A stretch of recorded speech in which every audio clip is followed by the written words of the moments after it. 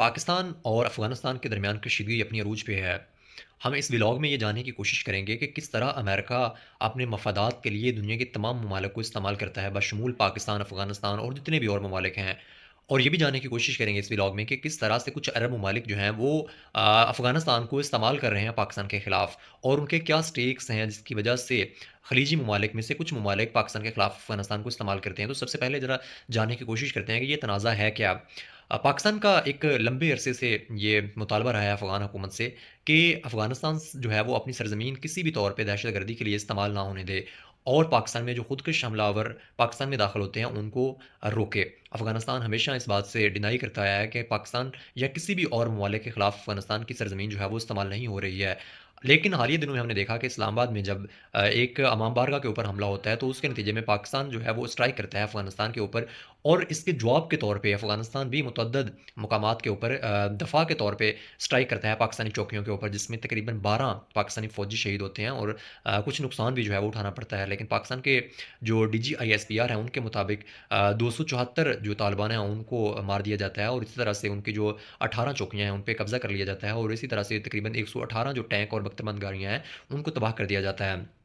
اب سوال یہ پیدا ہوتا ہے کہ یہ جنگ جو ہے وہ اس نہج تک کیوں پہنچتی ہے؟ اب اس میں بہت سارے مفادات ہوتے ہیں، چاہے وہ خلیجی ممالک کے ہوں، چاہے وہ امریکہ کے ہوں۔ ابھی حالیہ دنوں میں جب ہم نے دیکھا کہ خلیجی ممالک کے بھارت کے ساتھ بہت اچھے تعلقات جو ہیں وہ بن رہے ہیں، تو پاکستان کے خلاف اس طرح کی شکایات اور اس طرح کا اتحاد بننا ایک غیر فطری عمل۔ آج جب امریکن پریزیڈنٹ ڈونلڈ ٹرمپ سے یہ سوال پوچھا گیا کہ کیا وہ افغانستان اور پاکستان کے درمیان جنگ بندی کروانے کے لیے کوئی رول پلے کریں گے، تو انہوں نے کہا کہ میں پاکستان کو سپورٹ کرتا ہوں، اور پاکستان نے جو افغانستان کے اوپر حملہ کیا ہے اس کی بھرپور حمایت کرتا ہوں۔ تو یہ جو الفاظ ہیں اس سے آپ اندازہ لگا سکتے ہیں کہ افغانستان میں کیا چل رہا ہے، اور وہ امریکہ جو ہے وہ پاکستان کے ذریعے افغانستان میں کیا کروانا چاہ رہا ہے۔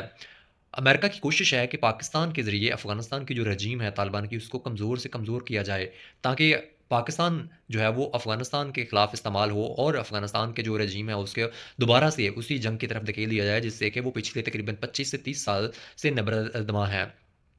اب ہم یہ دیکھنے کی کوشش یہ بھی کریں گے کہ عرب ممالک جو ہیں ان کے کیا سٹیکس ہیں۔ بھارت اور عرب ممالک خاص طور پہ یو اے ای کے درمیان بہت مضبوط تعلقات ہیں، اور بھارت جو ہے وہ جب سے پاکستان اور افغانستان کا معاملہ بنا ہے تو بھارت نے ہمیشہ جو افغان طالبان کی حکومت ہے اس کو سپورٹ کیا ہے، نہ صرف اس کو سپورٹ کیا ہے بلکہ تمام ٹیکنیکل سپورٹ جو ہے وہ بھی مہیا کیا ہے۔ پاکستان کا یہ کہنا ہے کہ افغانستان سے جتنی بھی کارروائیاں پاکستان میں ہو رہی ہیں اس کے پیچھے بھارت ہے۔ اب سوال یہ پیدا ہوتا ہے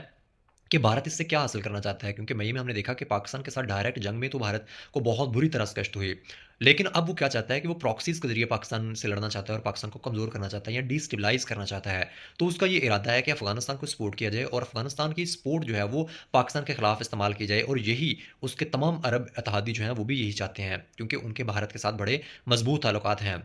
ایک اور بھی کڑی جو اس سلسلے کی ہے وہ یہ ہے کہ جب بھارت کے پرائم منسٹر نریندرا مودی جو ہیں وہ اسرائیل کے دورے